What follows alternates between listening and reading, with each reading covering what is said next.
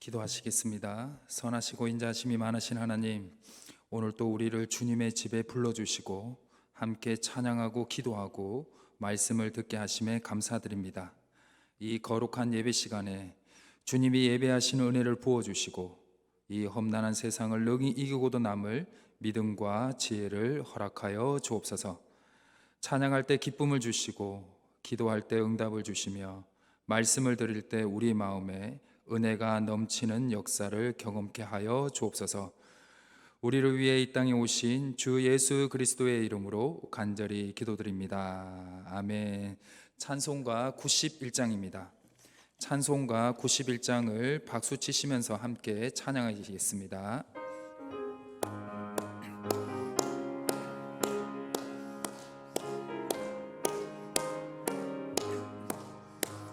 슬픈 마음 있는 사람 예수 이름 믿으면 영원토록 변함없는 기쁜 마음 얻으리.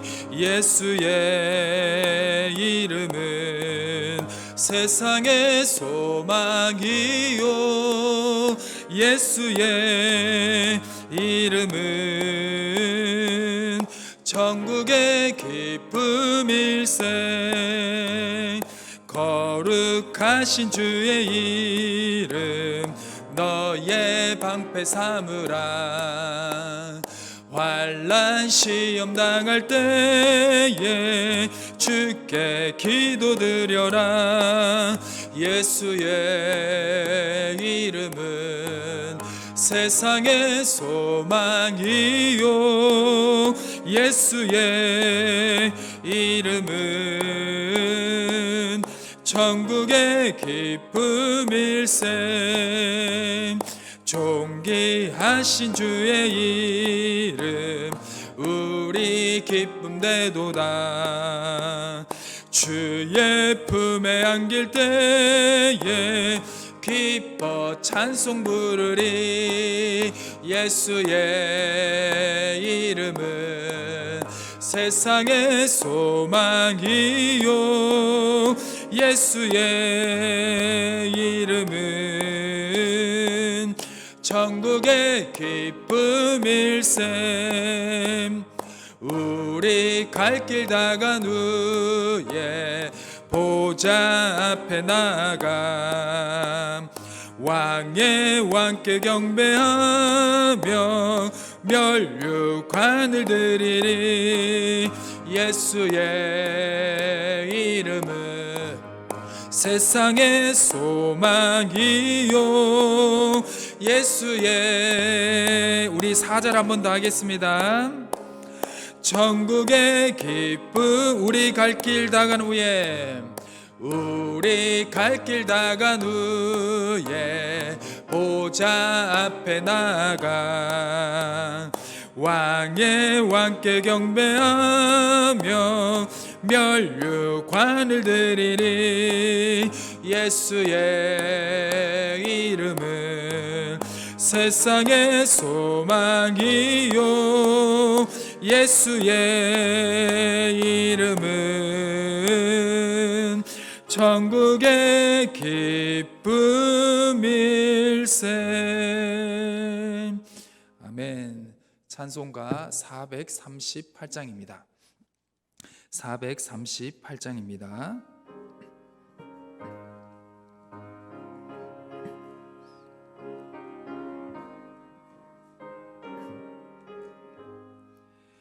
내 영혼이 은총 입어 중한 죄짐 벗고 보니 슬픔 많은 이 세상도 천국으로 화하도다. 할렐루야 찬양하세. 내 모든 죄 사함 받고 주 예수와 동행하니 그 어디나 하늘나라 주의 얼굴 뵙기 전에 멀리 뵙던 하늘나라 내 맘속에 이루어지니 날로 날로 가깝도다. 할렐루야 찬양하세. 내 모든 죄 사함 받고 주 예수와 동행하니 그 어디나 하늘나라 높은 산이 거친 들이 조막이나 궁궐이나 내 주 예수 모신 곳이 그 어디나 하늘나라. 할렐루야 찬양하세. 내 모든 죄 사함 받고 주 예수와 동행하니 그 우리 3절 한 번 더 하겠습니다. 하늘 높은 산이 거친 들이 조막이나 궁궐이나 내 주 예수 모신 곳이 그 어디나 하늘나라. 할렐루야 찬양하세. 내 모든 죄 사함 받고 주 예수와 동행하니 그 어디나. 할렐루야 찬양하세. 할렐루야 찬양하세. 내 모든 죄 사함 받고 주 예수와 동행하니 그 어디나 하늘나라. 아멘. 이 시간 함께 기도했으면 좋겠습니다. 먼저 이 땅에 오신 예수님을 기다리는 이 대림절 기간을 경건하게 보내게 해달라고 기도하시고, 몸과 마음이 아픈 분들에게 치유와 위로를 허락해 주시기를 기도해 주시길 바랍니다. 두 번째로 하나님께 우리 말씀을 전해주시는 담임 목사님과 함께하여 주시고 능력에 능력을 더하여 주시고, 우리가 생명의 말씀을 들을 때 큰 은혜를 경험케 되는 거룩한 시간이 되게 해달라고 우리 이 두 가지 기도 제목으로 모두 합심하여 함께 기도하며 나가시겠습니다. 기도하시겠습니다. 하나님 아버지 감사합니다. 이 땅에 오신 예수님을 기다리는 이 대림절 기간을 우리가 경건하게 보낼 수 있도록 주여 도와주시옵소서. 신앙의 열매 드리는 기름을 준비하는 우리 슬기로운 다섯 처녀들처럼 우리도 기름을 준비하며 신앙의 열매들을 준비하며 주님을 기다리며 나아갈 수 있도록 주여 도와주시옵소서. 몸과 마음이 아픈 분들이 있습니다. 주여 치료하여 주시옵소서. 치유하여 주시옵소서. 위로를 허락하여 주시옵소서. 주여 오늘 말씀을 전하시는 담임 목사님과 함께하여 주시고 능력에 능력을 더하여 주시옵소서. 우리가 오늘 생명의 말씀을 들을 때 큰 은혜를 경험케 하여 주시고 그 믿음을 가지고 세상으로 나아가 주님의 뜻 안에 살아갈 수 있도록 신앙의 열매를 맺어가는 사람들이 될 수 있도록 거룩한 성도들이 될 수 있도록 주께서 인도하여 주시옵소서. 우리를 구원하시기 위해 이 땅에 내려오신 사랑의 하나님, 예측할 수도 없고 혼란으로 가득 찬 이 세상에서 우리를 지켜 주옵소서. 우리 희성교회 성도님들과 가족들을 보호하여 주시고 몸과 마음이 아픈 자들을 주께서 치료의 은혜를 허락하여 주옵소서. 오늘 하루도 주님께 맡겨진 삶의 자리와 자녀와 부모님들과 이웃을 위해 열심히 살아온 주님의 백성들을 축복하여 주시고 이 생명의 말씀은 듣는 이 시간에 하늘의 위로와 은혜를 허락하여 주옵소서. 말씀을 전하시는 담임 목사님과 함께하여 주시고 영육간의 강건함을 허락하여 주옵소서. 우리를 위해 이 땅에 내려오신 주 예수 그리스도의 이름으로 간절히 기도드립니다. 아멘.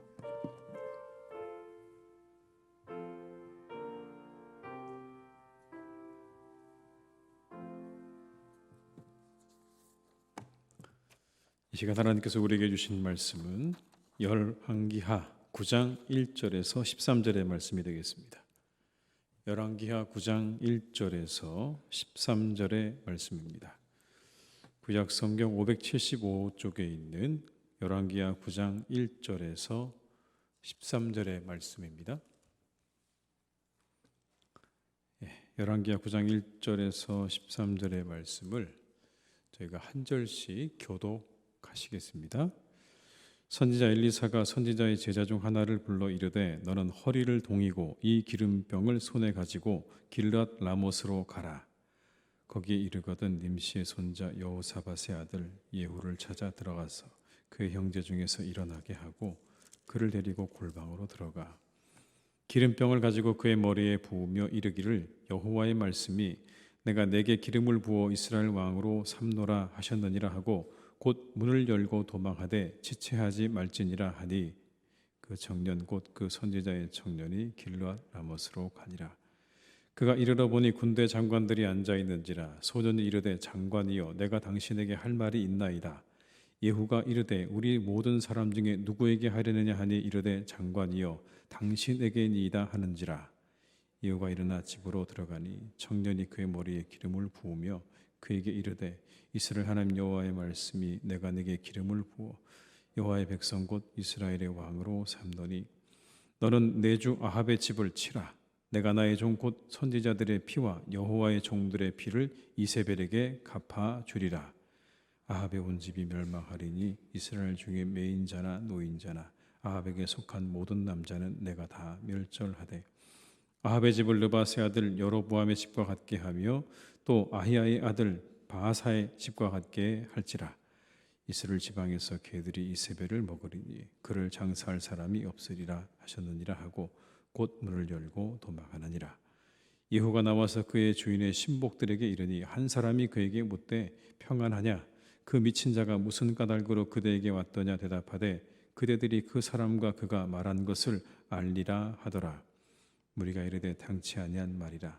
청하건대 그대는 우리에게 이르라 하니 대답하되 그가 이리이리 내게 말하여 이르기를 여호와의 말씀이 내가 내게 기름을 부어 이스라엘 왕으로 삼는다 하셨다 하더라 하는지라. 함께 읽습니다. 무리가 각각 자기 옷을 급히 가져다가 섬돌 위 곧 예후의 밑에 깔고 나팔을 불며 이르되 예후는 왕이라 하니라. 아멘. 이 시간 함께 하신 모든 분들에게 하나님의 은혜가 함께 하시기를 주님의 이름으로 축원합니다. 날씨가 굉장히 추운데 그죠? 이렇게 뚫고 오신 여러분에게 하나님의 은혜가 더하시기를 주님의 이름으로 축복합니다. 그러면 서로 옆에 계신 분 인사 한번 나누실까요? 잘 오셨습니다. 추위를 뚫고 잘 오셨습니다.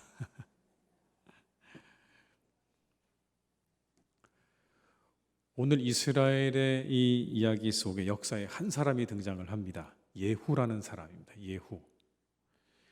하나님께서 그를 이스라엘의 왕으로 삼으셨어요. 여러분 6절의 말씀을 제가 읽어드립니다.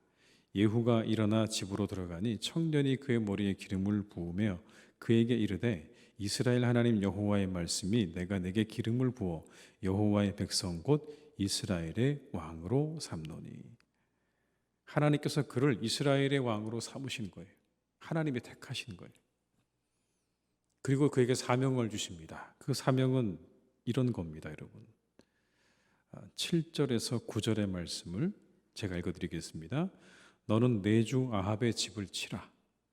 내가 나의 종 곧 선지자들의 피와 여호와의 종들의 피를 이세벨에게 갚아주리라. 아합의 온 집이 멸망하리니 이스라엘 중에 매인자나 노인자나 아합에게 속한 모든 남자는 내가 다 멸절하되 아합의 집을 느바세 아들 여로보암의 집과 같게 하며 또 아히야의 아들 바하사의 집과 같게 할지라. 여러분 사명이 뭡니까? 아합의 집을 치는 겁니다. 거기에 있는 모든 남자들을 다 죽이는 게 예후에게 주어진 사명입니다. 왜 이와 같은 사명을 주는가? 이유도 설명을 하죠. 선지자들과 여호와의 종들의 피를 갚기 위해서. 선지자들과 여호와의 종들이 흘린 그 피를 이제 하나님께서 갚으시기 위해서 너를 택했다. 그러니 너는 가서 아합의 집을 치라 라고 하는 사명을 동시에 받게 되는 겁니다. 그리고 여러분 이어지는 9장 14절로부터 10장 마지막 절까지는요, 2장에 걸쳐서 숙청에 관한 이야기가 나옵니다. 성경에도 이런 이야기가 나올까? 이렇게 길게 성경에 2장이나 할애를 해서 이 아합의 집에 있는 모든 사람들이 죽어가는 이야기를 자세하게 다루고 있는 여러분 그 장면입니다. 총 7번의 숙청에 관한 이야기가 여기에 등장을 합니다. 가장 먼저 등장하는 건 바로 이 예후의 왕인, 예후가 섬기고 있는 왕, 북이스라엘의 요람 왕에 대한 죽음에 대한 이야기입니다. 여러분 9장 21절과 22절의 말씀을 한번 같이 읽어보겠습니다. 요람이 이르되 메우라 하매 그의 병거를 메운지라. 이스라엘 왕 요람과 유다 왕 아하시아가 각각 그의 병거를 타고 가서 예후를 맞을새 이스라엘 사람 나봇의 토지에서 만나매 요람이 예후를 보고 이르되 예후야 평안하냐 하니 대답하되 내 어머니 이세벨의 음행과 술수가 이렇게 많으니 어찌 평안이 있으랴 하더라.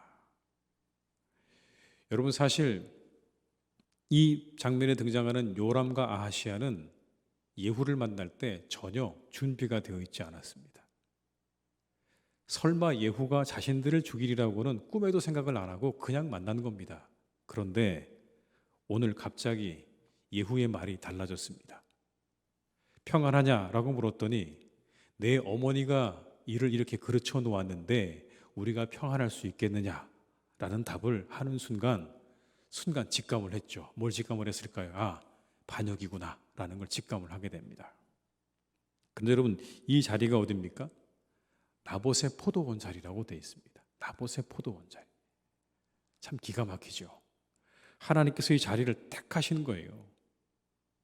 이제 이 요람이 죽는 이 자리를 하나님께서 택하신 거예요. 탐욕과 배교로 말미암아서 아합이 하나님으로부터 심판의 선언을 들었던 바로 그 자리에서 누가 죽게 되는 거냐면 이제 이 요람 왕이 죽임을 당하게 되는 겁니다. 하나님 말씀이 정확하게 성취되는 것을 보여주고 있는 거예요. 왜 심판이 임했는가? 여러분 그 장소가 우리에게 이미 왜 그 심판이 임했는가를 보여주고 있는 거예요. 말하지 않아도 거기에서 그런 일이 일어났다고 하는 이 자체가 하나님께서 왜 이런 일들을 있게 하셨는가를 상징적으로 보여주는 말씀인 겁니다. 그러니 여러분 우리가 꼭 누가 말하지 않아도 하나님의 일은요, 하나님께서 아주 정확하게 모든 일들을 다 주도 면밀하게 예정해 놓으신 거예요. 일어나는 장소만 보아도 하나님께서 왜 그런 일들을 행하셨는가를 우리가 확인할 수 있도록 하나님께서 그 모든 일들을 다 그렇게 정리해 놓으신 거죠. 그러니 여러분 얼마나 하나님이 두렵습니까? 모든 일들을 그렇게 하나님이 다 아시고 미리 계획하시고 이루어 가신다는 것을 이 본문의 말씀을 통해 우리가 알 수 있어요. 여러분 26절의 말씀을 한번 보시겠습니다. 제가 읽어드릴게요. 여호와께서 말씀하시기를 내가 어제 나봇의 피와 그의 아들들의 피를 분명히 보았노라. 여호와께서도 말씀하시기를 이 토지에서 내게 갚으리라 하셨으니 그런즉 여호와의 말씀대로 그의 시체를 가져다가 이 밭에 던질지니라 하는지라. 여기서 갚을 거라고 그러셨는데 그 말씀 그대로 이루어지는 거예요. 하나님 말씀이 하나도 틀림없이 이루어진다는 것을 보여주고 있는 겁니다.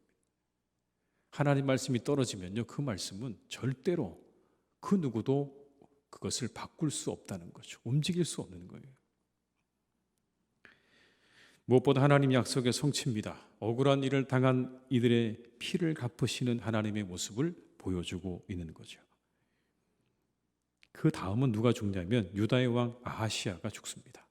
옆에 있다가 그냥 죽은 거예요, 여러분. 옆에 있다가 그 장면 보고 도망가는데 도망가다 그냥 덩달아 여기서 죽게 됩니다.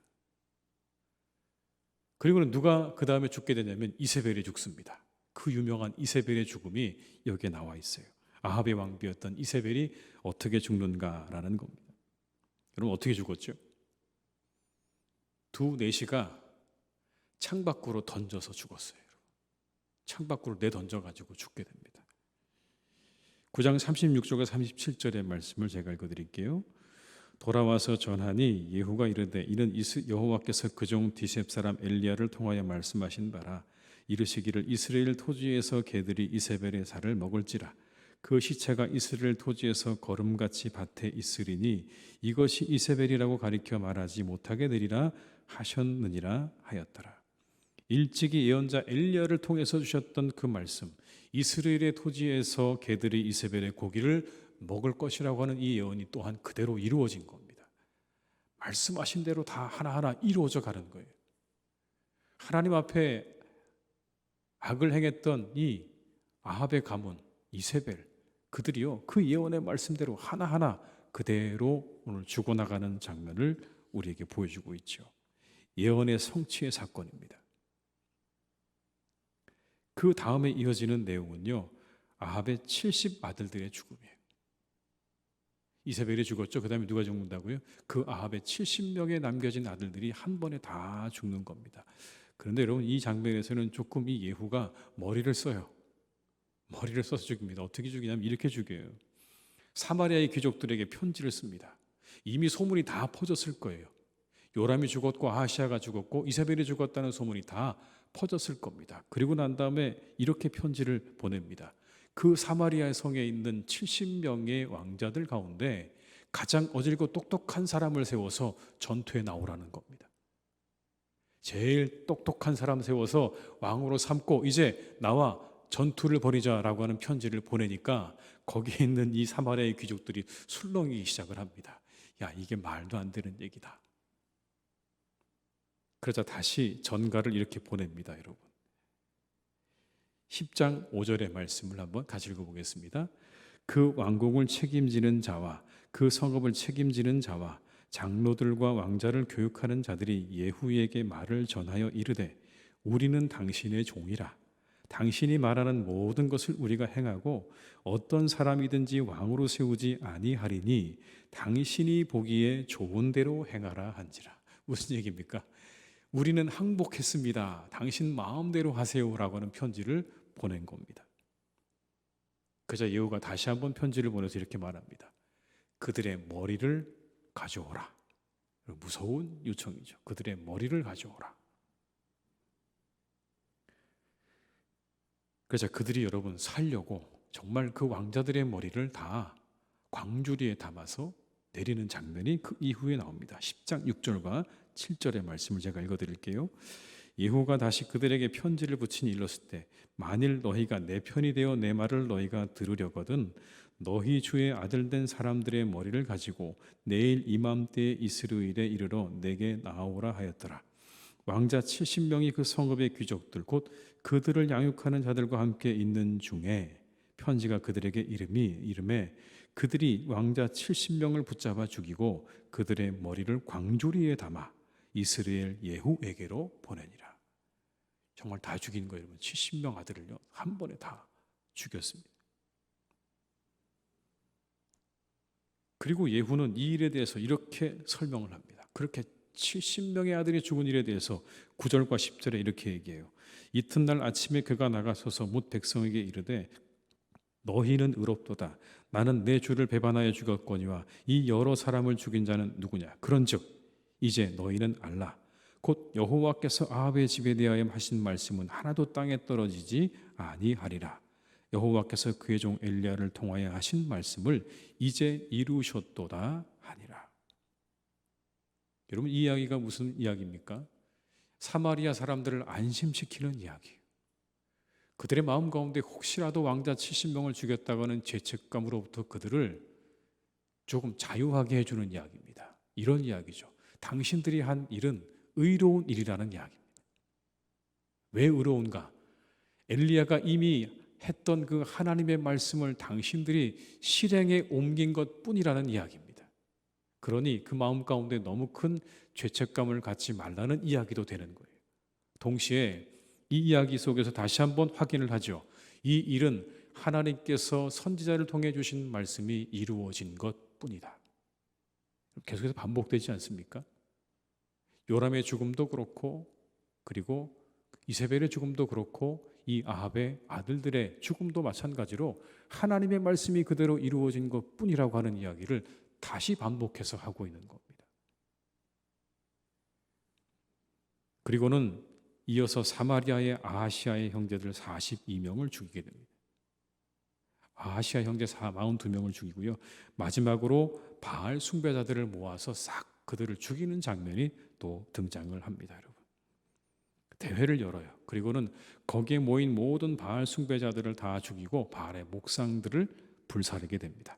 10장 25절에서 27절의 말씀을 한번 같이 읽어보시겠습니다. 번제 드리기를 다하매 예후가 호위병과 지휘관들에게 이르되 들어가서 한 사람도 나가지 못하게 하라. 죽이라 하매 호위병과 지휘관들이 칼로 그들을 죽여 밖에 던지고 바알의 신당 있는 성으로 가서 바알의 신당에서 목상들을 가져다가 불사르고 바알의 목상을 헐며 바알의 신당을 헐어서 변소를 만들었더니 오늘까지 이르니라. 그야말로 여러분, 이 두 장에 나오는 이야기는요, 두 번 또 읽고 싶지는 않은 부분입니다. 피비린내가 나죠. 그냥 몽창 다 죽인 거예요. 그야말로 숙청한 겁니다. 아합의 모든 가문들과 관련되어진 남자들은요, 싹 다 정말 여기에 죽였다는 말이 딱 맞는 거죠. 모두 다 죽게 되는 그런 장면이에요. 그만큼 이 아합과 이세벨의 죄가 얼마나 컸는지를 우리가 알 수 있는 그런 장면이에요. 하나님 보시기에 얼마나 그게 못마땅한 것이었는지를 분명하게 드러내고 있는 거죠. 심판의 때가 되어서 하나님이 그들의 죄의 죄값을 묻고 계시는 장면이기도 합니다. 여러분, 하나님께서요, 즉각적으로 그렇게 우리에게 벌을 주시지는 않잖아요. 이 말씀을 보게 되면 참고 기다리시고 기다리셨다가 어느 순간 때가 차면 하나님께서 그 모든 죄에 대한 죄값을 물으시기도 한다는 것을 우리가 이 말씀을 통해서 보게 됩니다. 우리에게는 어찌 보면 경고의 말씀이기도 하죠. 주의하라는 그런 말씀이기도 한데, 오늘의 말씀 가운데 여러분, 한 가지, 예후라는 사람이 가장 눈에 띄죠. 이 예후라는 사람, 이 사람을 어떻게 우리가 봐야 되는 건가? 하나님의 사명을 수행한 사람이기는 한데 과연 이 사람을 통해 우리가 얻을 수 있는 게 뭘까? 여러분, 그렇게 이 사람은, 예후는 하나님의 사명을 감당해서 그 말씀대로 모든 일들을 다 처리하기는 했어요. 근데 문제는요, 그의 한계가 너무 분명했다는 겁니다. 10장 28절로 29절의 말씀을 한번 같이 읽어보겠습니다. 예후가 이와 같이 이스라엘 중에서 바알을 멸하였으나 이스라엘에게 범죄하게 한 느바세 아들 여로보암의 죄, 곧 베델과 단에 있는 금송아지를 섬기는 죄에서는 떠나지 아니하였더라. 이게 한계예요, 여러분. 바알을 숭배하는 자들과 바알을 다 깨끗하게 소멸시키긴 했는데 어디서 안 떠났다고요? 금송아지 우상을 숭배하는 일에서 떠나지 않았다는 거예요. 금송아지를 섬기는 일에서 떠나지 않았다. 누군가에게 사명을 주신다는 건 그 사람이 완벽하다는 걸 의미하지 않습니다. 하나님이 누군가에게 사명을 주신다는 건 그 사람이 완벽하다는 걸 의미하지 않아요. 위대한 신앙의 인물들을 보세요. 다 마찬가지였습니다. 여러분, 모세를 보십시오. 그는 사람 중이고 어디로 도망간 사람이에요? 광야로 도망간 사람이에요. 하나님이 그를 불렀더니 뭐라고 말합니까? 저는 못한다고 얘기하잖아요. 저는 효도 둔하고 이러저러한 이유 때문에 못한다고 그렇게 하나님 앞에서 빼던 사람이에요. 위대한 믿음의 사람 다윗 역시 자신의 부활의 아내를 취하는 죄를 범하잖아요, 여러분. 하나님의 사명을 받았다고 그 사람이 완벽하다는 걸 의미하는 건 아닙니다. 사명은 완벽해서 주시는 게 아니에요. 하나님께서 적합하시다고 여기셔서, 그래서 필요하셔서 주시는 거예요. 착각하면 안 됩니다. 누가 사명을 가지고 있다, 사명을 받았다, 그 사람이 완벽하다는 걸 의미하는 게 아니에요. 그때 그 자리에 하나님이 필요하다고 생각하셔서, 적합하다고 생각하셔서 하나님이 그 사람을 보내신 거죠. 그 사람이 완벽해서 보낸 게 절대 아니란 이야기입니다. 모든 사람들이 다 약점을 가지고 있잖아요. 다 약점을 가지고 있어요. 저를 비롯해서 우리 모두가 다 약점을 가지고 있습니다. 한 사람도 완벽하지 않아요. 그런데 우리는 이렇게 어떤 일이 우리에게 주어지려고 할 때 이렇게 말을 하죠. 저는 그럴 만한 사람이 아니라고요. 그럼 어떤 사람이 돼야 되겠습니까? 저는 그럴 만한 사람이 아니라고요. 모든 면에서 완전 무결하고 흠이 없는 사람이어야 할까요? 그렇다면 성경은 없을 거예요. 여러분, 이 말씀은 없어요. 세상의 모든 사람들은 다 약점이 있습니다. 우리가 알고 있는 성경에 나오는 위대한 신앙의 인물들조차도 다 우리가 그 속을 뜯어보게 되면 그 안에 모두가 다 약점을 가지고 있는 사람들. 다만 하나님이 그를 부르시고 택하셔서 적합하다고 여기셔서 그를 부르시고 사용한 것뿐이죠. 그 사람이 완벽한 게 아닙니다. 우리 모두가 다 연약하고 약점투성이죠. 신약 성경에 나오는 이들을 보세요. 모두 약점을 가지고 있는 연약한 사람들이죠. 베드로도 바울도 다 약점이 있잖아요. 여러분 베드로 보세요. 얼마나 겁이 많은 사람입니까? 비겁합니까? 그런데 하나님께서 그를 부르셔서 택하셔 사용하시잖아요. 그런 그들을 택하신 거예요. 하나님의 일이 맡겨질 때는요, 나의 연약함을 너무 핑계 삼으려고 하지 마세요. 저는 이렇게 저렇게 해서 하나님 못합니다. 저는 이런 약점 저 약점이 있어서 못합니다라고 말하지 마세요. 우리 모두의 한계는 너무 분명해요. 우리 누구나 한계를 가지고 있어요. 그럼에도 하나님께서 사용하시는 거예요. 여러분 기억하세요. 그럼에도 사용하시는 거예요. 내가 완벽해서가 사용하시는 게 아니라 그럼에도 하나님이 우리를 사용하신다는 믿음을 가지고 그 부르심에 감사함으로 응답하시며 나아가시기를 주님의 이름으로 축복합니다. 하나님이 다 하실 거예요. 당신이 완벽해서가 아니라 하나님이 필요하셔서 하시는 부르신 거예요. 적합하다고 하나님께서 판단하셔서 부르시는 거예요. 그걸 너무 거부하지 마세요. 그래야 순종할 수 있습니다, 여러분. 그 순종으로 나아가셔야 돼요. 우리 사랑하는 교우들 한 분 한 분 다 그래서 하나님의 말씀에 순종하고 우리가 맡겨진 사명을 비록 내가 수많은 약점투성이지만 그 약점을 잘 이기고 나아가서 하나님의 일을 감당하는 한 분 한 분이 다 되실 수 있기를 주님의 이름으로 축복합니다. 여러분 이 이야기가 우리에게 또 보여주는 한 가지 메시지가 있습니다. 그건 이런 겁니다. 누군가를 죽이는 걸로 이스라엘이 새로워지지 않았다는 거예요. 여러분 누군가를 죽이는 걸로 이스라엘이 새로워지지 않았어요. 지금 다 죽였잖아요. 아합의 가문을 싹 다 죽였어요. 그럼 새로워져야 되는 거잖아요. 바알도 죽이고 다 없앴으니까 이제 깨끗하게 새로워져야 되는 거죠. 그런데 여러분 결론이 뭔지 아십니까? 이 이야기의 마지막 10장 32절 33절에 나오는 결론은 이런 겁니다. 한번 같이 보실까요? 제가 읽어드릴게요. 이때 여호와께서 이스라엘에서 땅을 잘라내기 시작하심에 하사엘이 이스라엘의 모든 영토에서 공격하되 요단 동쪽 길르앗 온 땅 곧 갓 사람과 루벤 사람과 므낫세 사람의 땅 아르논 골짜기에 있는 아로엘에서부터 길르앗과 바산까지 하였더라. 여러분 이게 결론이에요. 뭐가 좀 다르지 않나요? 기대했던 거와 좀 다르지 않으세요? 아합의 모든 가문이 다 이제 멸망을 했다. 예후가 그 모든 일을 완벽하게 했다. 그러면 그 다음에 뭐가 와야 되는 겁니까? 하나님이 이 땅에 복을 주셔야 되는데 복에 대한 이야기가 없어요. 그리고 계속해서 이어지는 게 뭡니까? 하나님이 이스라엘의 땅을 잘라내기 시작했다. 여러분 이 표현이 정말 재밌습니다. 잘라내기 시작하셨다. 그 땅을 이제 아람에게 주기 시작했다는 그런 이야기예요. 하사엘이 이스라엘의 모든 영토를 공격하기 시작한 겁니다. 그런데 하나님께서 허락하시고 나니까 그 영토를 공격하면서 야곱야곱 그 영토를 가져가기 시작했다는 거예요. 심판이죠, 여러분. 이건 심판이에요. 왜 이런 일이 있었는가를 좀 설명을 드리면 이런 겁니다. 하사엘의 침략은요, 당시에 이 북이스라엘이 친아수르 정책을 펼쳤어요. 친아수르 정책을 펼치고 있는데 바로 옆에 있는 이 아람이 그걸 보고 있으니까 배가 아파요. 우리도 강대국이고 아수르도 강대국인데 아수르에게만 조공을 바치는 이유가 뭡니까? 자신들을 무시하는 거죠. 아람을 무시하는 거예요. 그러니까 약간 화가 나는 거죠. 그렇게 되면서 이 아람이요 북이스라엘을 침략하게 되는 겁니다. 침범을 하게 되는 거예요.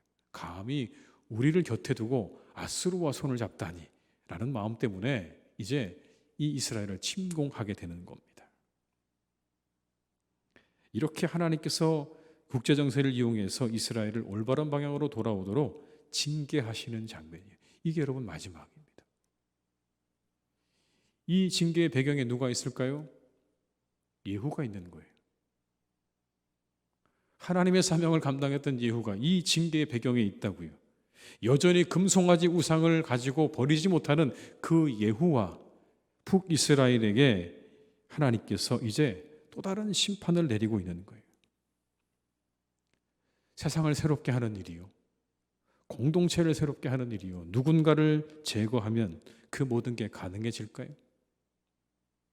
여러분, 그게 아니라는 걸 말씀하고 있는 거예요. 예후의 가문을 깨끗하게 청소하고 나면 이스라엘이 새로워질까요? 아닙니다. 참 이상한 건요, 사라지면 또 생겨요. 여러분 경험하셨잖아요. 사라지면요 반드시 또 생겨요. 참 놀랍게도 질량 보존의 법칙이 거기에도 적용이 됩니다. 그 사람이 사라지면 그 공동체가 잘 될 거라고 생각했는데 여러분 이상하죠. 또 생겨요. 이상하리만큼 또 생깁니다. 세상을 새롭게 하는 일이요, 누군가를 제거한다고 생기는 게 아니에요. 사람들은 누구나 이렇게 생각합니다. 누구만 없으면 괜찮다고요. 비슷하게 생각해요. 그래서 말씀을 들을 때도요, 이렇게 들으십니다. 이건 내가 들을 이야기가 아니고 누군가가 들어야 될 이야기다. 아무개가 들어야 될 이야기라고 생각하고 듣습니다. 근데 여러분, 진정한 개혁은 거기 없다는 거예요. 우리의 머릿속에 모든 개혁의 대상들, 제거의 대상들을 생각하면서 그것만 없어지고 그 일만 없어지면 우리는 다 완벽할 거라고 생각하지만 착각이라는 이야기예요. 여러분, 진정한 개혁은 어디서 시작된다고요? 바로 나에게서부터 시작돼요. 오늘 이 예후를 보세요. 모든 걸 다 개혁했어요. 깨끗하게 그 모든 일을 정리했어요. 그런데 결국 누가 걸림돌이었습니까? 예후가 걸림돌이었어요. 자기가 걸림돌이었다고요. 금송아지 우상을 여전히 버리지 못하는 자기가 문제였다고요. 자기를 개혁했어야 되는 거예요. 나를 죽였어야 되는 거예요. 다른 사람 말고 나를 죽여서 새롭게 해야 되는 거예요. 새로움의 시작은 거기 있는 겁니다. 다른 사람을 죽여서 새롭게 하려고 하는 거기에 있는 게 아니라 나를 죽여서 새롭게 했어야 되는 거예요. 진정한 개혁은 그곳에 있는 거예요. 예수님께서 이렇게 말씀하셨죠. 마태복음 7장 3절에서 5절의 말씀에 이렇게 우리에게 말씀하셨습니다. 어찌하여 형제의 눈 속에 있는 티는 보고 내 눈 속에 있는 들보는 깨닫지 못하느냐. 보라, 내 눈 속에 있는 들보가 있는데 어찌하여 형제에게 말하기를 나로 내 눈 속에 있는 티를 빼게 하라 하겠느냐. 외식하는 자여, 먼저 내 눈 속에서 들보를 빼어라. 그 후에야 밝히 보고 형제의 눈 속에서 티를 빼리라. 뭘 말합니까? 내 눈 속에 있는 들보나 빼라. 이놈아, 형제 눈에 있는 티를 빼려고 하지 말고 내 눈 속에 있는 들보부터 빼라. 그게 먼저라고 예수님께서 말씀하시잖아요. 개혁? 내 자신 속에 있는 들보를 빼는 게 개혁이에요. 그거부터 시작을 해야지. 다 죽인다고 되나요, 여러분? 내가 살아있는데요. 다 죽여도 안 돼요. 내가 살아있으면 안 되는 겁니다. 내가 죽어야 진정한 개혁이 되는 거죠. 다 죽인다고 되는 게 아니라는 말씀을 오늘 본문은 우리에게 주고 계시는 거예요. 예수님 보세요. 자신을 죽이셔서 사람들을 살리셨죠. 절대로 적대자를 죽이지 않으셨어요. 단 한 사람도 예수님을 적대하는 이들을 죽이지 않으셨다고요. 오히려 자신을 죽이셔서 세상을 구원하셨죠. 그게 방법인 거예요. 나를 죽여 세상을 구원하시는 게 예수님의 방법이라면 나를 죽여서 세상을 구원하고 나를 죽여서 세상을 새롭게 하는 그 일을 하는 게 우리가 살아가야 될 삶의 방식이라고요. 다른 사람을 죽여 세상을 새롭게 안 됩니다. 내가 죽어야 세상이 새로워진다는 이 성경이 우리에게 주시는 귀중한 원칙을 우리는 우리 마음속에 새겨야 할 줄로 믿습니다. 여러분, 고린도후서 15장 31절은 이렇게 우리에게 말씀합니다. 형제들아, 내가 그리스도 예수 우리 주 안에서 가진 바 너희에 대한 나의 자랑을 두고 단언하노니 나는 날마다 죽노라. 나는 뭐 한다고요? 날마다 죽노라. 이게 누구 얘기입니까? 사도 바울의 이야기입니다. 사도 바울이 그렇게 이야기했어요. 나는 날마다 죽는다고요. 여러분, 그래서 그가 진정한 그리스도의 사도가 될 수 있지 않았겠습니까? 그게 없었다면 날마다 자신을 높이는, 자신을 돌아보지 못하고 자신이 높아지는 것을 그냥 간과하고 그냥 두었다면 오늘 바울은 없을 겁니다. 바로 이게 있어서 바울이 있는 거예요. 나는 날마다 죽는다고 하는 이 한마디. 날마다 나를 죽이는 것이 새로움과 진정한 개혁의 시작이라는 것을 여러분 기억하시고 다른 사람 죽이려 하지 말고 나를 죽이실 수 있기를 주님의 이름으로 축복합니다. 내 눈 속에 있는 들보를 먼저 보시고 그 들보를 먼저 빼기를 노력하고 애쓰는 우리가 될 때 그곳에 진정한 개혁과 새로움이 임하게 될 줄로 믿습니다. 우리 그와 같은 은혜가 함께 하시기를 주님의 이름으로 축원합니다. 우리 한번 이 시간에 기도하시겠습니다. 기도하실 때 하나님, 나를 먼저 돌아보고 새롭게 할 수 있는 사람이 되게 하옵소서. 우리 한번 이렇게 기도하시고요. 우리 선교사님들 사역에 함께 해주시길 기도하시겠습니다. 이재한 정태일 선교사님과 우리 김미애 자매를 하나님께서 지켜주시기를, 그 사역에 은혜를 내려주시기를 한번 이 한 시간에 우리가 나를 먼저 돌아보고 새롭게 할 수 있도록, 그리고 우리 선교사님들께서 한번 이 한 시간에 한번 간절한 마음으로 기도하시겠습니다. 사랑이 많으신 아버지 하나님, 이 시간 간절히 원합니다. 주님 역사하시고 인도하시는 아버지 하나님, 우리를 도와주시기를 간절히 원합니다. 나를 먼저 돌아보고 새롭게 할 수 있는 사람이 되게 하시옵소서. 나를 먼저 돌아보고 새롭게 하게 하시옵소서. 아버지 하나님, 우리가 다른 형제 눈에 있는 티끌만 바라보며 내 눈에 있는 들보를 보지 못하는 하나님, 그런 사람 되지 않기를 간절히 원합니다. 그런 사람 되지 않기를 간절히 원합니다. 내 눈에 있는 아버지의 들보를 먼저 볼 줄 아는 그런 사람이 되기를 간절히 원하오니 아버지 하나님, 우리에게 은혜를 내려주시옵소서. 우리와 함께 해주시기를 간절히 원합니다. 아버지, 다른 사람을 죽여서 아버지 개혁이 이루어지지 않습니다. 진정한 개혁이 이루어지지는 않습니다. 내가 죽어야, 내가 진정 하나님 그 안에서 죽어야 아버지 하나님 진정한 개혁과 새로움이 우리 가운데 임하게 되는 줄 믿사오니 하나님, 우리가 아버지 나를 먼저 죽이게 하시옵소서. 나는 날마다 죽노라 고백하는 이 바울의 고백처럼 날마다 하나님 우리 자신을 죽여서 새로움을 얻게 하시고 개혁을 이뤄나가는 하나님 우리 모두가 되기를 간절히 원하오니 아버지 하나님, 우리를 인도해 주시기를 간절히 원합니다. 주님 역사해 주시옵소서. 우리 선교사님들 축복해 주시기를 간절히 원합니다. 그분들과 함께 해주시기 원합니다. 우리 정태일 선교사님, 이재한 선교사님 하시는 사역에 하나님께서 은혜를 베풀어 주셔서 아버지 하나님 잘 되게 하시고 형통하게 하여 주옵시고 아버지 하나님의 말씀과 은혜로 아버지 정말 그분들의 모든 사역이 주님 안에서 잘 이루어지기를 간절히 원하오니 아버지 하나님 역사해 주시옵소서. 그 사역에 은혜를 주시옵소서.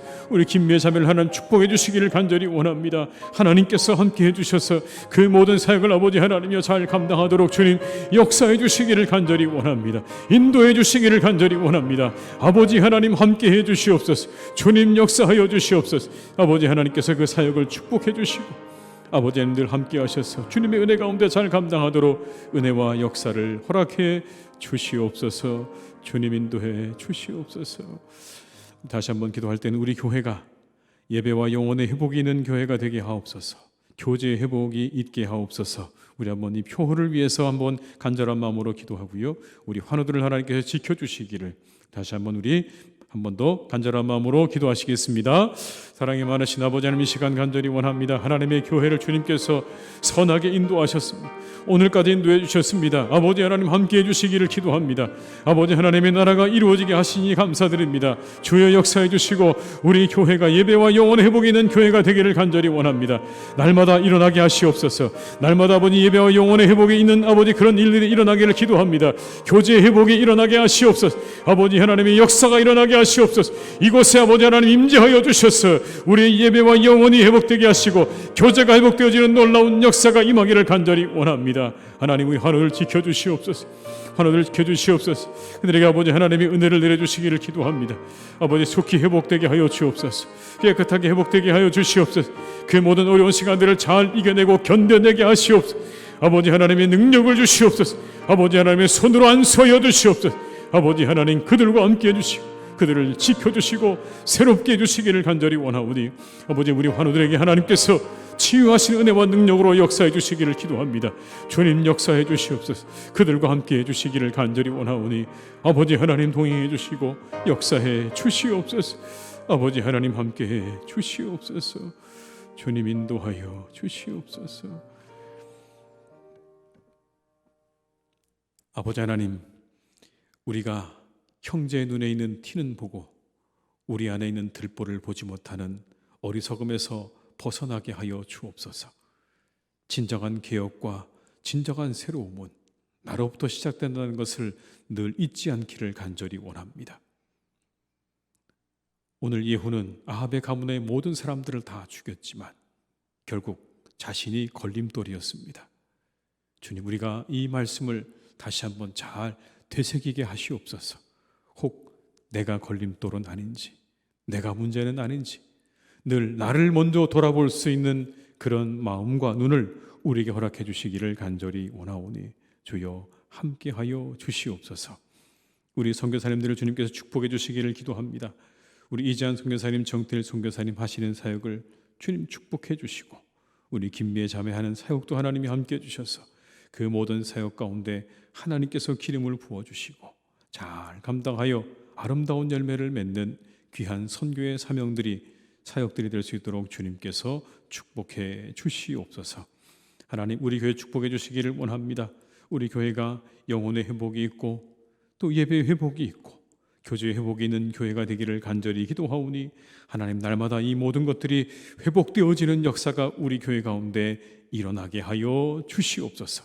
우리가 예배할 때마다, 우리가 모일 때마다 우리의 영혼이 새로워지고 우리의 예배가 새로워지고 우리의 교제가 새로워지는 복된 교회가 되게 하시니 감사합니다. 더욱 이루어 주시옵소서. 더욱 이루어 가시옵소서. 하나님의 뜻 안에서 이 모든 것들을 완전히 온전히 이루어 가시기를 간절히 원하오니 회복의 은총으로 우리 위에 역사해 주시고 함께하여 주시옵소서. 환우들을 지켜주셔서 이 하루도 하나님 그들을 회복시켜 주시기를 기도합니다. 잘 회복되게 하시고 더 나아지는 하루 되게 하시고 하나님께서 치료의 광선을 비추어 주셔서 그들에게 놀라운 기적의 역사가 나타나는 복된 우리 환우들 될 수 있도록 주님 역사해 주시고 인도하여 주시옵소서. 모든 것을 주님께 의탁드리옵고 예수님의 이름으로 기도드립니다. 아멘. 광고 말씀을 몇 가지 드리겠습니다. 대림절 기간을 지내고 있습니다. 다시 오실 주님을 기다리면서 은혜에 감사하는 대림절 기간 되시기를 부탁드립니다. 내일 우리 주도란의 기도회가 5시 반에 본당에서 있겠습니다. 우리 성도님들 다 나오셔서 함께 참여해 주시기를 바라고요. 특성은 우리 권사님들, 협동 권사님들, 은퇴 권사님들이 되겠습니다. 다 나오셔서 함께 참여해 주시기를 바랍니다. 2022년 나운수집사 권사 선거를 위해 성도님들의 많은 기도를 부탁드립니다. 이 주간이 후보 등록 기간이죠. 말씀드린 대로 일정과 내용을 잘 참조하셔서 추천하실 분들을 추천해 주시고 또 자원하실 분들은 자원해 주시기를 부탁을 드리겠습니다. 화요 성경 강좌와 대신방 수요 구역 모임이 이번 주간에 모두 종강한다는 거 여러분 기억하시고요. 이 겨울도 은혜 가운데 잘 지내시기를 주님의 이름으로 부탁을 드립니다. 추위가 매섭습니다. 남은 한 주도 건강에 유의하시고 또 주님 안에서 평안하게 잘 지내시기를 주님의 이름으로 축원합니다. 찬송가 540장 찬양하신 후에 우리 주기도문으로 예배를 마치겠습니다. 540장입니다.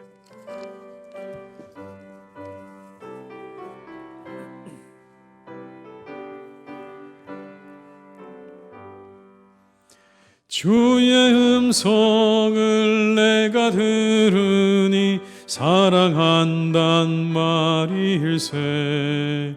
믿는 마음으로 주께 가오니 나를 영접하소서.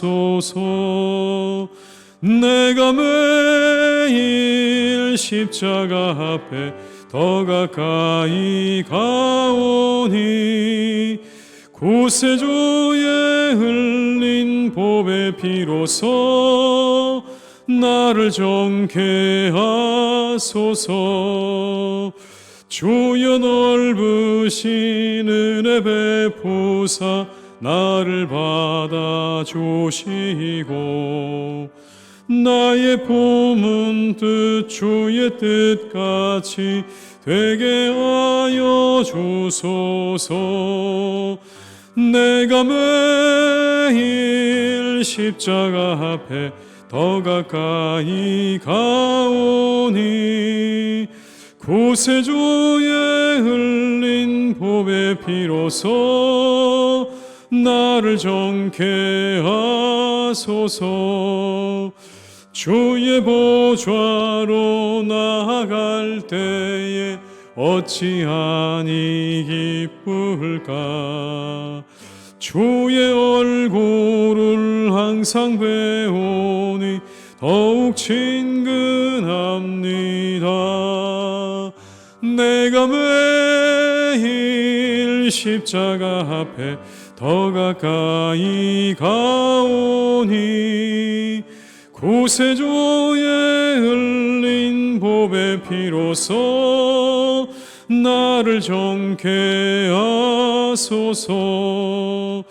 우리 구주의 넓은 사랑 증량할 자 없으며 주가 주시는 참된 기쁨도 헤아릴 수 없도다. 내가 매일 십자가 앞에 더 가까이 가오니 구세주의 흘린 보배 피로써 나를 정케 하소서. 아멘.